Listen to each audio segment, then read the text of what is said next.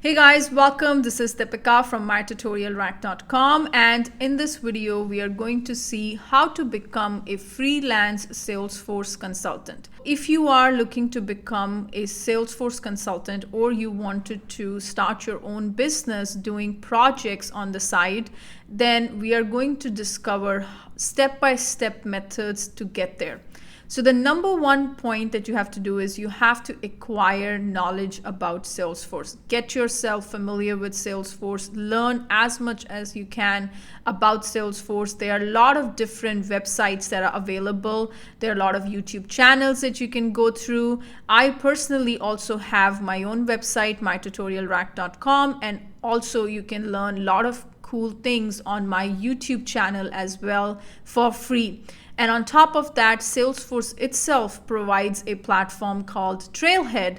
And through that Trailhead modules, you can also increase your knowledge in Salesforce. The number two tip that I have for you is to get certifications. Couple of certifications are very, very important when you are starting your career in the world of Salesforce. And I will recommend you to either start with a Salesforce admin certification or a platform app builder certification. And once you have done those certifications, then I will also recommend you, if you are thinking into the developer route, you do have Platform Developer 1 and Platform Developer 2 certifications. So try to get certifications. When you have certifications, it proves that you know what you're talking about and also gives you a lot of credibility. The number three tip that I have for you is to build a strong portfolio.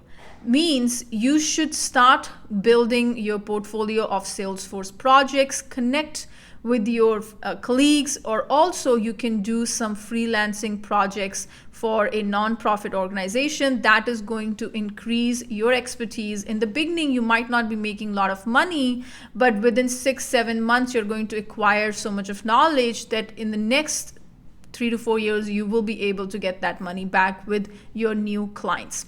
So try to build small projects, try to connect with nonprofit organizations to get that knowledge. And once you are familiar, then you can go for more high-end clients as well. The number four tip that I have for you is to network. How are you going to get your projects, right? You're going to reach out to different folks. You can connect them on LinkedIn, where you can ask them that, hey, I work as a Salesforce freelancer. If you have any project for me, do let me know. So do a lot of networking as well. Number five tip that I have for you is build your website, write blog posts about Salesforce, create videos around Salesforce. Basically, that kind of proves your worth or your credibility in the world of Salesforce. So if somebody reaches out to you, you can showcase them your social skills, you can showcase them your website, the different projects that you have worked on.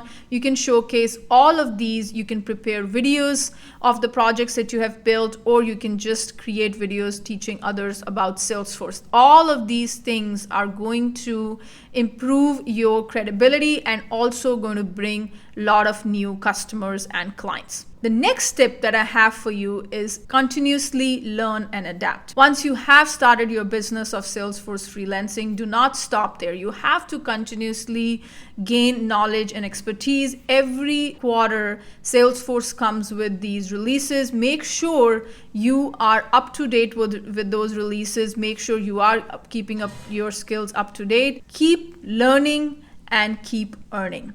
I hope the tips that I've shared will help you. I know it's going to require a lot of work, but if you are looking to become a freelance Salesforce consultant, these tips are going to be game-changing for you. So if you really enjoyed this video and found this video valuable, please subscribe to the channel and you do not miss any more updates related to Salesforce.